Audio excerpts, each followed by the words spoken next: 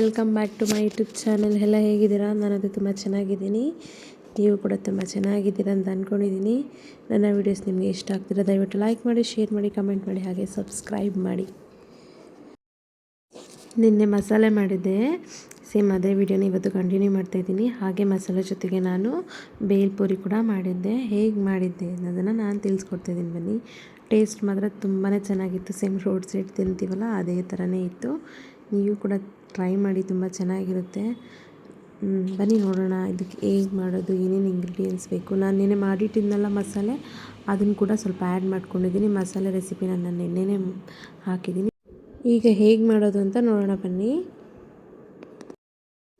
ಮೊದಲನೇದಾಗಿ ಕಡಲೆಪುರಿ ತೊಗೊಂಡಿದ್ದೀನಿ. ಪುರಿ ನಿಮ್ಗೆ ಎಷ್ಟು ಬೇಕೋ ಅಷ್ಟು ತೊಗೊಳ್ಳಿ. ಹಾಗೆ ಖಾರ ಬೂಂದಿ, ಹಾಗೆ ಟೊಮೆಟೊ, ಈರುಳ್ಳಿ, ಮೆಣಸಿನ್ಕಾಯಿ, ಜೀರಿಗೆ, ಹಾಗೆ ಸ್ವಲ್ಪ ಹುಣಸೆ ಹುಳಿ ಕೂಡ ತೊಗೊಂಡಿದ್ದೀನಿ.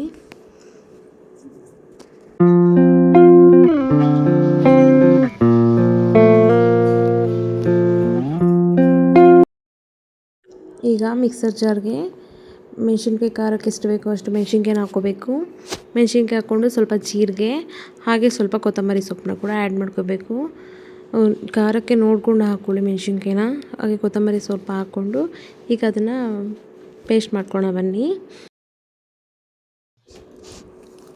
ಈಗ ಒಂದು ಪಾತ್ರೆ ತೊಗೊಂಡು ಅದಕ್ಕೆ ನಾವು ಆವಾಗಲೇ ಚಿಕ್ಕ ಚಿಕ್ಕದಾಗಿ ಕಟ್ ಮಾಡಿ ಇಟ್ಕೊಂಡಿದ್ವಲ್ಲ ಈರುಳ್ಳಿ, ಟೊಮೆಟೊ ಮತ್ತು ಕೊತ್ತಂಬರಿ ಸೊಪ್ಪನ್ನ ಕೂಡ ಆ್ಯಡ್ ಮಾಡ್ಕೋಬೇಕು.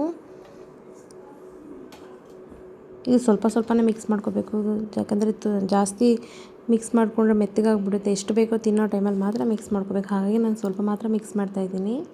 ಹಾಗೆ ಮತ್ತು ರುಬ್ಬಿಟ್ಕೊಂಡಿದ್ವಲ್ಲ ಮೆಣಸಿನ್ಕಾಯಿ, ಜೀರಿಗೆ, ಅದನ್ನು ಕೂಡ ಆ್ಯಡ್ ಮಾಡ್ಕೋಬೇಕು. ಇದಕ್ಕೆ ಆ್ಯಡ್ ಮಾಡಿಕೊಂಡು ಈಗ ಕಡಲೆಪುರಿ ಹಾಕ್ಕೊತಾ ಇದ್ದೀನಿ. ಕಡಲೆಪುರಿ ಹಾಕ್ಕೊಂಡು ನೀಟಾಗಿ ಮಿಕ್ಸ್ ಮಾಡ್ಕೋಬೇಕು. ಹಾಗೆ ಸ್ವಲ್ಪ ಹುಣಸೆ ಹುಳಿ ಕೂಡ ಇದಕ್ಕೆ ಆ್ಯಡ್ ಮಾಡ್ಕೋಬೇಕು. ಅದು ಕ್ಲಿಪ್ಪಿಂಗ್ ಮಿಸ್ ಆಗಿಬಿಟ್ಟಿದೆ, ಹುಣಸೆ ಹುಳಿ ಹಾಕೋದು. ಚೆನ್ನಾಗಿ ಮಿಕ್ಸ್ ಮಾಡ್ಕೋಬೇಕು.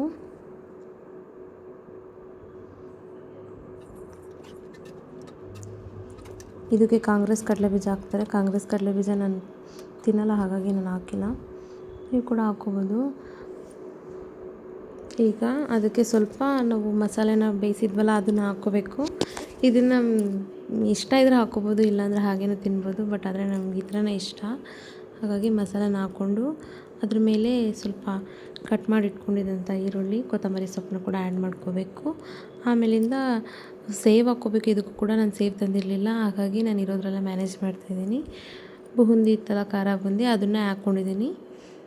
ಟೇಸ್ಟ್ ಮಾತ್ರ ತುಂಬಾ ಚೆನ್ನಾಗಿತ್ತು. ನನಗಂತೂ ಸಖತ್ ಇಷ್ಟ ಆಯಿತು. ಹೋಗಿ ರೋಡ್ ಸೈಡಲ್ಲಿ ತಿನ್ನೋ ಥರನೇ ಇತ್ತು. ನೋಡಿ ನೀವು ಕೂಡ ಟ್ರೈ ಮಾಡಿ, ಆದಷ್ಟು ಸಪೋರ್ಟ್ ಮಾಡಿ. ತುಂಬ ಜನ ವೀಡಿಯೋನ ಸಬ್ಸ್ಕ್ರೈಬ್ ಮಾಡ್ಕೊಂಡೆ ನೋಡ್ತಾ ಇದ್ದೀರಾ, ದಯವಿಟ್ಟು ಸಬ್ಸ್ಕ್ರೈಬ್ ಮಾಡಿ. Thank you.